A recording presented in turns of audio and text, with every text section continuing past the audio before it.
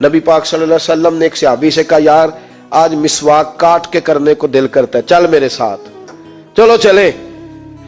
صحابی حضور کے ساتھ گئے، کہتے میں نبی پاک علیہ السلام کے ساتھ ہم جب پہنچے درختوں کے پاس تو میرا خیال تھا کہ مجھے حکم ہوگا، لیکن حضور نے فرمایا یہ چھری یہ خنجر مجھے دو، آج مسواکیں میں کاٹتا ہوں۔ کہتے سرکار نے مسواکیں کاٹی دو، ایک تھی سیدھی ایک تھی ٹیڑھی۔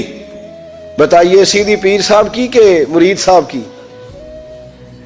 مطلب ہمارے ہاں تو پیروں کا مسئلہ ہی بڑا منفرد ہے نا، اب ایک سیدھی ہے ایک ٹیڑھی ہے۔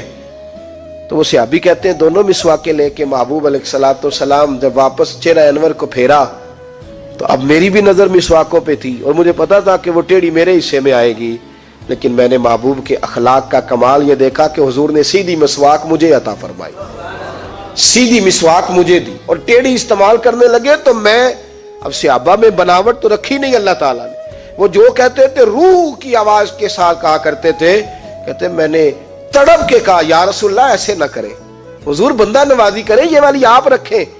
تو محبوب علیہ السلام نے فرمایا تھوڑی دیر بھی کو کسی کے ساتھ رہے تو اس صحبت کے بارے میں اللہ قیامت کے دن سوال پوچھے گا، تو میں چاہتا ہوں جب تیرا میرا مقدمہ جائے تو کہے کہ یا اللہ محبوب نے مجھے سیدھی مسواک عطا فرمائی۔ میں چاہتا ہوں کہ اس مقدمے میں تیری گواہی اچھی جائے، لیکن ہم میٹھا میٹھا اپنے لیے رکھتے ہیں۔ اگر آپ ناراض نہ ہو تو ہمارا تو رواج ہے، ہم شادی پہ کپڑے خریدنے جاتے ہیں تو کہتے ہیں پہلے میرے لیے دکھا، وہ دکاندار دکھاتا ہے تو پھر ایک دوسرا جملہ بولتے ہیں، کہتے ہیں اب ذرا دینے لینے والے بھی دکھا۔ وہ کون سے ہوتے ہیں؟ دو کیٹیگری ہیں نا، ایک پہننے والے اور ایک، وہ کون سے ہوتے ہیں بھائی بتائیں نا؟ جو میں نے پہننے ہیں وہ مطلب لینے دینے والے اور پہننے والے، اس کا ترجمہ یہ ہے کہ جو کسی کو دینے ہیں وہ اس طرح کے دینے ہیں کہ جو پہننے والے ہو ہی نہ۔